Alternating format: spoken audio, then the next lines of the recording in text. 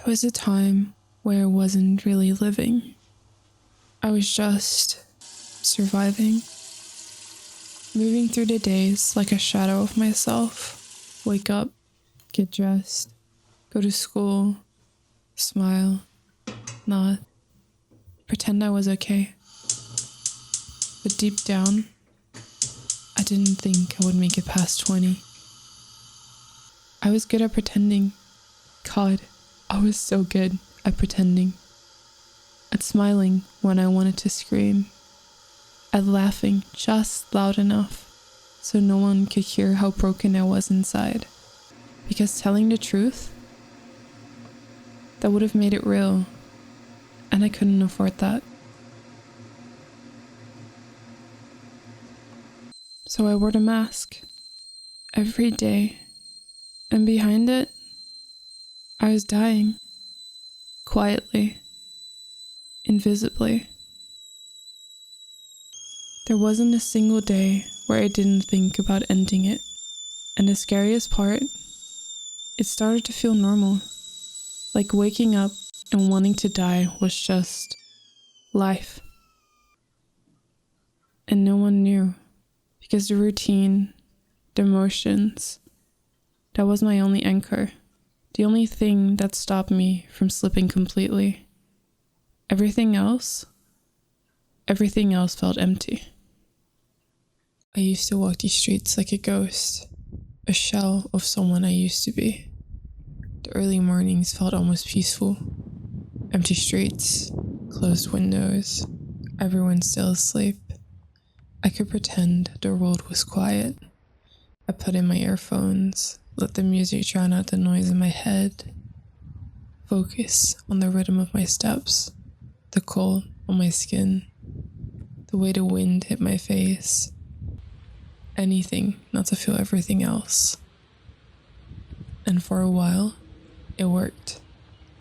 But it never lasted. The quiet always gave way to the noise. The thoughts always found a way back. Some days, they were just whispers, background static I could ignore. Other days, they were deafening, heavier, sharper, like they were trying to break through the mask I wore. I didn't always know what I was capable of or how far I'd go. But eventually, pretending wasn't enough. And one night, everything broke. I always thought the thoughts were just that, thoughts. But one night, everything boiled over. I tried to overdose. To be honest, I didn't even think I'd flinch. But my body rejected it, violently. I spent the night throwing up, shaking, crying on the floor. It wasn't quiet. It wasn't peaceful. It was terrifying. And when it was over, I wasn't relieved. I was horrified. I was so fucking scared of what I'd done, of how close I came of myself.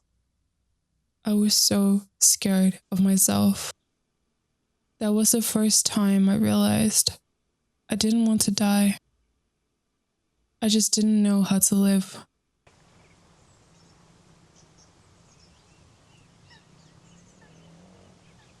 There's a kind of strength in surviving, even when you didn't want to.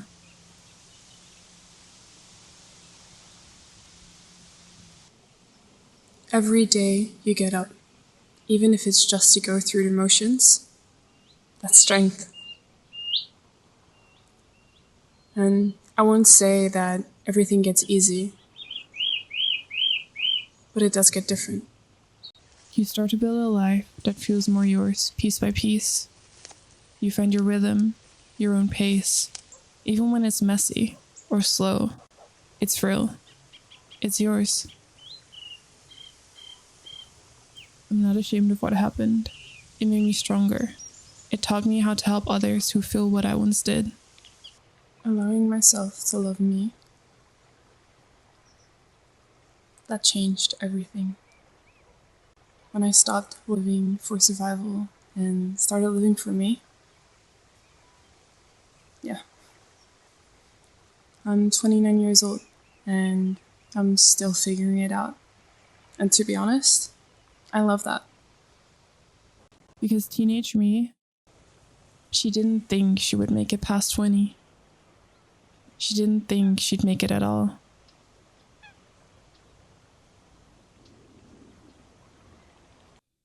If you're struggling right now, if it feels like everything is too heavy, please just pause here with me.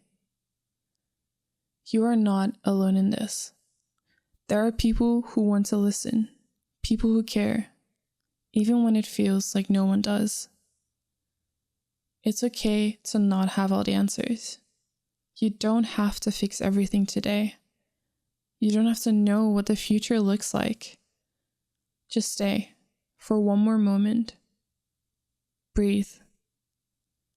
Take one more step forward, even if it's small, even if it's just staying here with me for a little longer.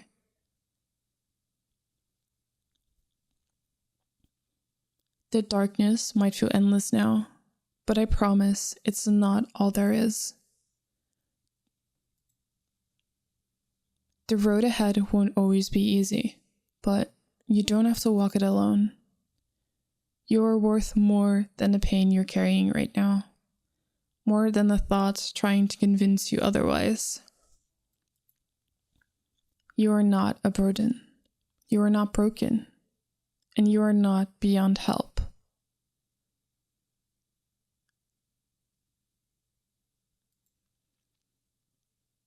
And if you're still in it, if you feel like there's no way through, then you might not believe this yet, but I believe in it for you.